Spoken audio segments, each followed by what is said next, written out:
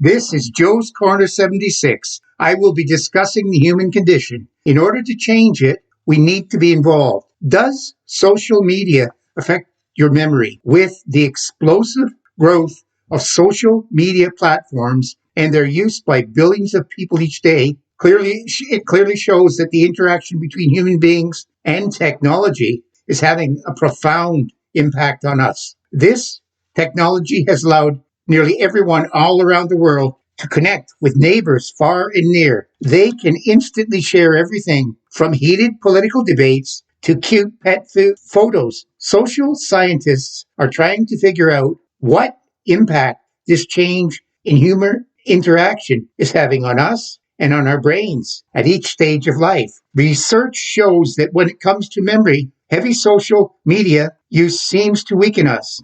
The dominating influence of social media, Facebook, YouTube, Instagram, WhatsApp, or TikTok, each of which has the regular of attention of over 1 billion users, or in the case of Facebook, almost 3 million. Scrolling through these social media outlets is a major pastime for many people. Americans spend an average over 2 hours each day on social media, but the time spent varies widely between different age groups. Generation Z, for example, those born from the mid-90s to around 2010, and the first generation who were raised with an internet connection always within reach, spend an average of 4.5 hours per day on social media.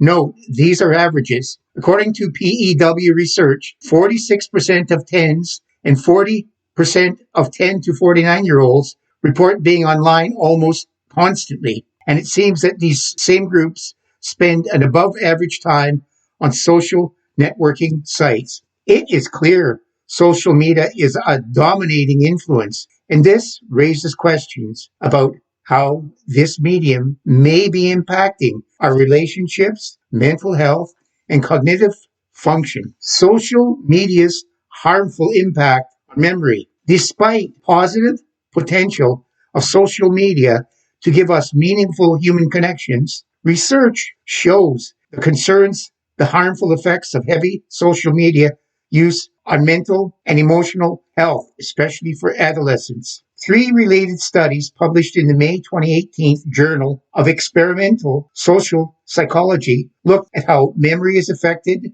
when participants record their experience using social media, when they share them, and when they simply don't use media. In each instant where participants are recorded or shared their experiences, their ability to remember details from their experience was limited and reduced. Almost across all 3 studies, they found evidence that media use impairs memory, irrespective of whether memory was tested soon after the experience or over a week later, the authors of the studies concluded. Dopamine hit addiction. Social media could be undermining our ability to remember for a couple of reasons. It's distracting and addictive. The thought process that went into building these applications, Facebook being the first of them, was all about how do we consume as much of your time and conscious attention as possible. And that means that they sort of need to give you a little dopamine hit every once in a while because someone liked or commented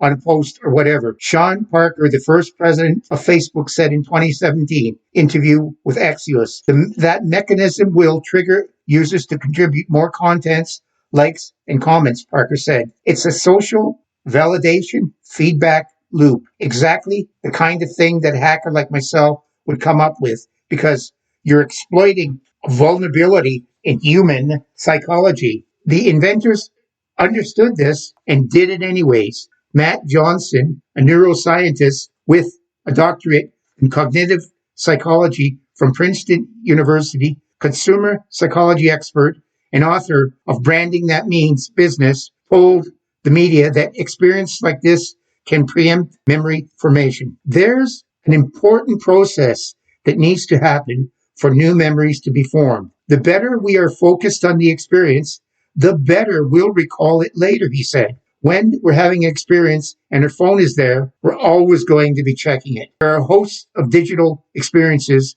that can lure us away from the experience we could be having. It's hard to stop ourselves from reaching for a device every time it lights up with a notification. We are distracted and multitasking more than ever, but we're not very good at it. In one randomized controlled trial, college students who scrolled through Instagram while listening to a speaker recalled significantly less of the material than their peers who listened without distraction. We just don't remember things as well when our attention is divided. And the impact on education is concerning. As a professor, I see it myself, Johnson said, noting the effects of digital distractions on the classroom experience. Also, the longer you're on these platforms, you give into more immediate gratification. You get real uncomfortable patience with experiences that are not immediately gratifying. Education is a long-term proposal. The students lose patience for long-term efforts like learning a new subject or getting through a course. The Google effect, another way heavy media use may impact memory is by way of a concept researchers are calling the Google effect. Not that long ago, finding information about an unfamiliar subject meant a lot of personal effort. Trips to the library, going through references books, or phone calls to others who might know about this. Now, virtually every bit of information, from the most trivial to the arcane secrets and hidden mysteries, can be found in seconds on Google or other search engines. It now takes less effort to find information, but most of us put less effort into remembering it. We are, in effect, outsourcing our memory to the internet and use social media as one of our personal online memory banks. In fact, one study published in the August 5th,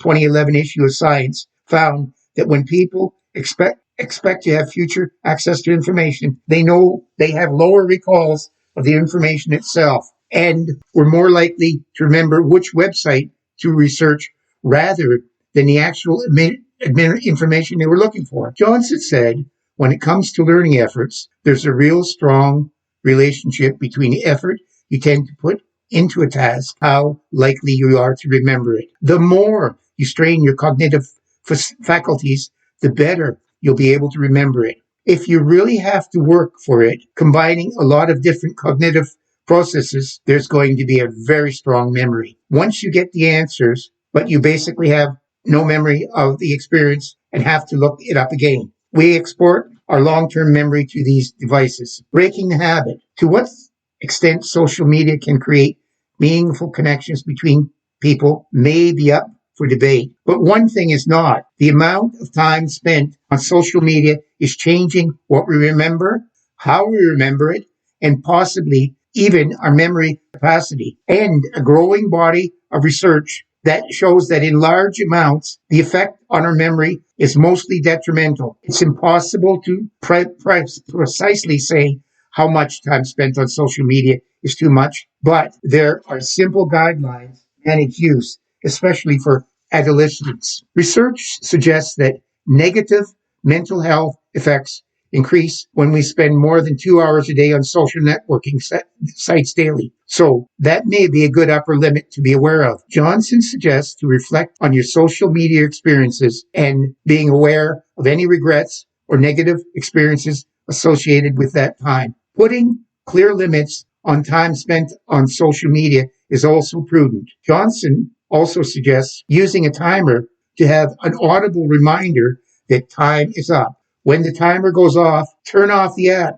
even if it's mid-video. Set up a strict structure for how long you allow yourself to stay on these apps. In other words, we need to export our approach to them to external rules. If we leave it to our own self-discipline, the apps will beat us every time. Are you addicted to social media? You can follow me on Facebook, Twitter, and Instagram at Joe's Corner 76. You can hear me on Apple Podcasts, Google Podcasts, Spotify, and YouTube at Joe's Corner 76. If you enjoyed this podcast, tell your friends. There are many more. Just look on Spotify and YouTube at Joe's Corner 76.